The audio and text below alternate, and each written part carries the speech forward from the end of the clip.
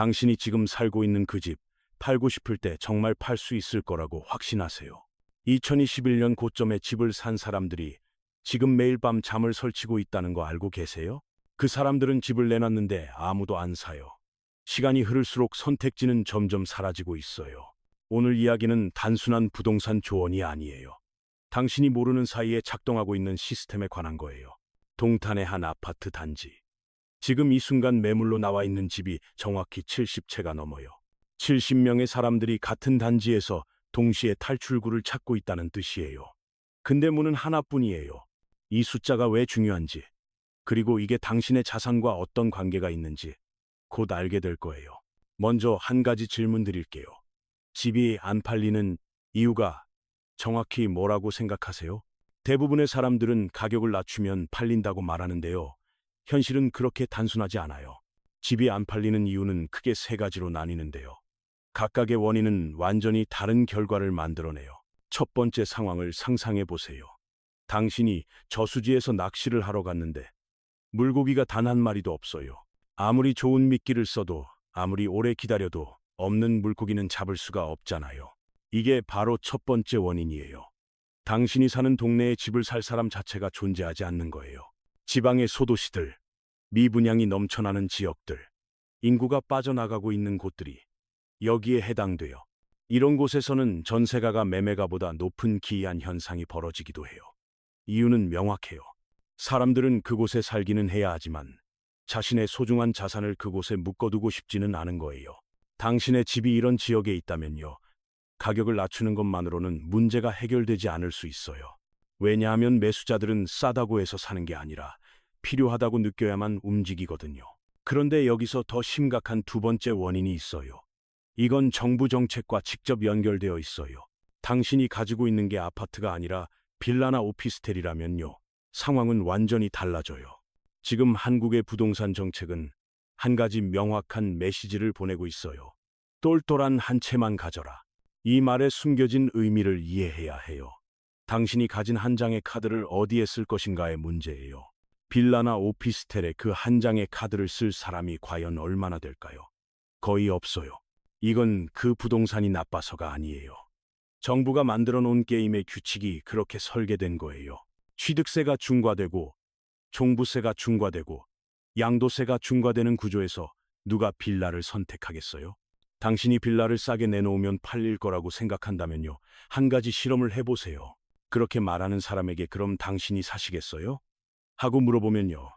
100이면 100 거절할 거예요. 왜냐하면 그들도 알고 있거든요. 이 빌라를 사는 순간 다른 모든 게 꼬이기 시작한다는 걸요. 생애 최초 자격도 사라지고 다주택자 규제에 묶이고 나중에 진짜 원하는 집을 살 기회가 줄어들어요. 이게 바로 구조적 함정이에요. 가격의 문제가 아니라 시스템이 만들어낸 막다른 골목인 거예요. 노원구와 강남구가 똑같은 규제를 받고 있다는 거 알고 계세요? 둘 다 투기과 열지구예요. 규제가 똑같다면 돈이 있는 사람은 어디를 선택하겠어요? 당연히 더 가치 있는 곳을 선택하죠. 빌라와 아파트도 마찬가지예요. 규제가 똑같다면 누구도 일부러 빌라를 선택하지 않아요. 이제 세 번째 원인으로 넘어갈게요. 이건 앞에 두 가지와는 완전히 다른 성격의 문제예요. 당신의 동네에 수요도 있고 당신의 집이 아파트이기도 해요. 그런데도 집이 안 팔려요. 이 경우에는 단 하나의 원인만 남아요. 바로 당신이 부르는 가격에 살 사람이 없다는 거예요. 여기서 많은 사람들이 치명적인 실수를 해요. 자신이 들인 비용을 기준으로 가격을 정하는 거예요. 2021년 고점에 샀고 필름도 붙이고 도배도 하고 시스템 에어컨도 설치했다고 가정해 볼게요. 그 모든 비용을 합치면 수천만 원이 될 수 있고요. 당신은 그 돈을 포기하고 싶지 않을 거예요. 하지만 시장은 당신의 사정에 관심이 없어요. 시장은 오직 지금 이 순간의 가치만을 말해요. 한 가지 비유를 들어볼게요. 당신이 신차를 사서 자기 취향대로 튜닝을 했다고 상상해 보세요. 스포일러를 달고 헤드라이트를 개조하고 빨간색으로 랩핑하고 데칼까지 붙였어요. 거기에 1,000만 원을 썼으니까 중고로 팔 때 1,000만 원을 더 받아야겠다고 생각하면 어떻게 될까요? 아무도 안 사요. 왜냐하면 그건 당신의 취향이지 구매자의 취향이 아니거든요. 부동산도 마찬가지예요. 당신이 쏟은 돈과 정성은 매수자에게 아무런 의미가 없을 수 있어요. 이게 바로 시가라는 개념이에요. 시장이 인정하는 가격과 당신이 원하는 가격은 다른 거예요. 매수자는 당신이 얼마에 샀는지 알 필요도 없고요. 알고 싶지도 않고, 알아도 상관 안 해요. 그들에게 중요한 건 단 하나예요. 지금 이 집이 이 가격에 살 만한 가치가 있느냐는 거예요. 당신이 손해를 봤다고 해서 매수자가 그 손해를 나눠 가져야 할 이유는 어디에도 없어요. 이제 협상의 본질에 대해 얘기해 볼게요. 모든 협상에서는 급한 쪽이 지게 되어 있어요. 대형 마트의 마감 할인을 생각해 보세요.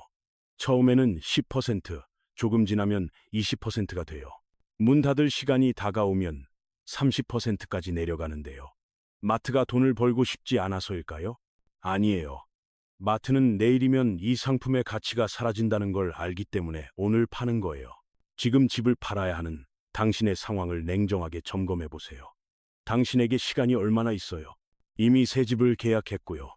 잔금 날짜가 다가오고 있고, 대출 이자는 매달 나가고 있어요. 변동금리 적용 시점이 다가오고 있고요. 매일 밤 잠을 설치고 있다면 당신은 급한 사람이에요. 급한 사람이 가격을 고수하면 어떻게 될까요? 시간이 지날수록 협상력은 더 약해질 뿐이에요. 중개사가 가격을 낮추라고 말할 때요. 대부분의 사람들은 기분이 나빠져서 화를 내요. 내 집을 헐값에 팔려고 한다. 중개 수수료나 벌려고 한다. 이런 생각이 먼저 드는 거예요. 하지만 중개사 입장에서 생각해 보세요. 그들은 기본적으로 손님 기분을 맞춰야 하는 영업직이에요. 손님 기분을 상하게 하는 말을 영업직이 쉽게 할 수 있을까요? 그들도 하고 싶지 않아요. 그런데도 가격을 낮추라고 말한다면요. 그건 정말로 가격이 높다는 신호일 가능성이 커요. 대부분의 중개사는 이렇게 말할 거예요. 내 그 가격에 한번 최대한 노력해 볼게요. 그리고 전화를 끊은 뒤에 아무 일도 안 일어나요. 왜냐하면 그 가격에는 매수자가 없거든요. 이제 한 가지 오래된 지혜를 말씀드릴게요. 우리 선조들은 감나무에서 감을 딸 때 몇 개를 남겼어요. 까마귀가 먹든 까치가 먹든 다른 생명들도 먹고 살아야 한다는 상부상조의 정신이었어요. 부동산 거래에서도 이 원칙은 똑같이 적용돼요. 매수자에게도 뭔가 얻어가는 게 있어야 해요. 근데 많은 매도자들은 머리끝까지 다 먹고 나가려고 해요. 한 푼도 양보하고 싶지 않은 거예요. 500만 원만 더, 1000만 원만 더, 2000만 원만 더 받아서 매수자 뒤통수를 치고 싶어 해요. 내가 팔고 나가자마자 집값이 폭락해라. 이런 마음으로 거래에 임하는 사람들이 실제로 있어요. 그런 마음을 가지면 집을 팔 수 없어요. 세상은 그런 욕심을 가진 사람을 도와주지 않아요.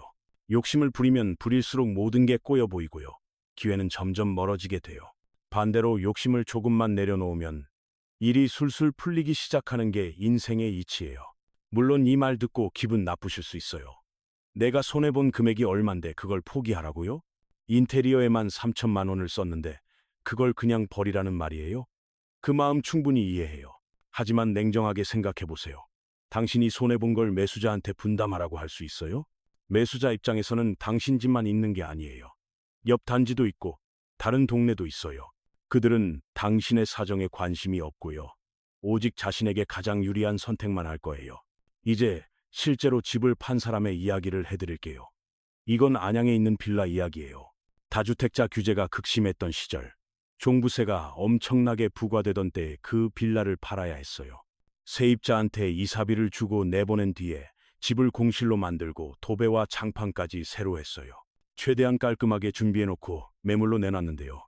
사러 오는 사람이 아무도 없었어요. 그 빌라를 계속 가지고 있으면 종부세만 1000만 원 이상을 내야 하는 상황이었어요. 빌라 가격은 얼마 되지도 않는데 세금이 그 이상 나오는 기이한 현실이 펼쳐진 거예요. 어떻게 했을까요? 그 동네의 모든 중개사한테 연락을 했고요. 가격 조정도 가능하다고 말했어요. 네이버 카페와 온갖 곳에 매물을 올렸고요. 닭달하듯이 계속해서 연락을 이어갔어요. 그리고 마침내 한 사람이 나타났어요. 80대에 혼자 사시는 할아버지였어요. 그분은 평생 전세와 월세로 떠돌아다니셨고요. 이제는 정착할 곳이 필요하다고 생각하셨어요. 그 빌라에는 엘리베이터가 있었고요. 꼭대기층이라 뷰도 좋았고 혼자 살기에 적합했어요. 그분을 설득하고 가격도 최대한 낮춰서 겨우 거래를 성사시킬 수 있었어요. 만약 그분한테 팔지 못했다면 어땠을까요? 아마 지금도 그 빌라에 묶여 있었을 거예요. 이 이야기의 교훈은 명확해요. 수요가 적은 시장에서는 가격만 낮춘다고 해결되지 않아요. 낚시꾼이 70명인데 물고기가 한 마리뿐이라면요. 그 한 마리를 잡는 사람이 되어야 해요. 그러려면 가격도 낮추고 발품도 팔고 모든 채널을 동원해서 그 한 명의 매수자를 찾아야 해요. 이제 당신의 상황으로 돌아가 볼게요. 당신은 지금 일시적인 주택자가 될 위기에 있어요. 천안의 새 집을 계약했고요. 동탄의 기존 집은 70개의 매물 중 하나로 경쟁하고 있어요. 2억의 대출이 있고요. 변동금리 적용이 다가오고 있고 잔금 마감일도 정해져 있어요. 이 모든 조건을 종합하면 한 가지 결론에 도달해요. 당신은 지금 매우 급한 사람이에요. 급한 사람이 협상에서 이기려면 한 가지 방법밖에 없어요. 급하지 않은 척하는 게 아니에요. 상대방보다 더 매력적인 조건을 제시하는 거예요. 그게 가격이든 조건이든 무엇이든요. 지금 당신이 해야 할 일은 명확해요. 먼저 당신의 집이 어떤 범주에 속하는지 정확히 파악하세요. 수요가 없는 지역인지, 비아파트라서 외면받는 건지, 아니면 단순히 가격이 높은 건지 구분해야 해요. 첫 번째와 두 번째 범주라면 가격을 낮추는 것만으로는 부족하고요. 모든 방법을 동원해야 해요.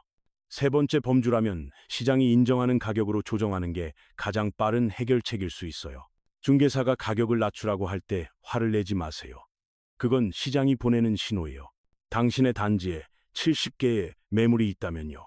당신의 집이 그 중에서 선택받아야 하는 이유를 만드세요. 가격일 수도 있고요. 상태일 수도 있고, 조건일 수도 있지만 무언가는 달라야 해요. 매수자에게 먹을 걸 남겨두세요.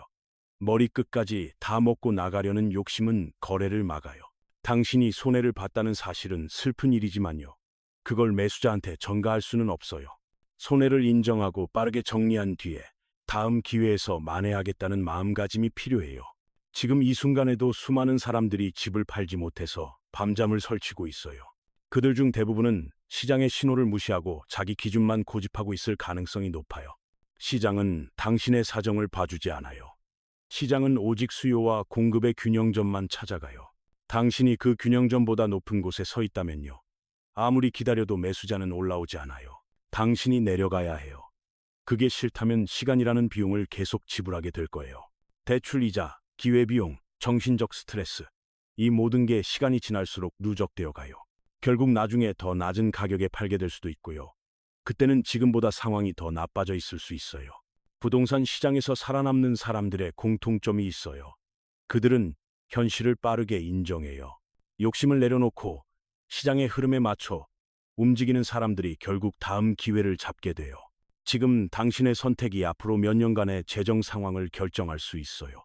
현명하게 판단하세요.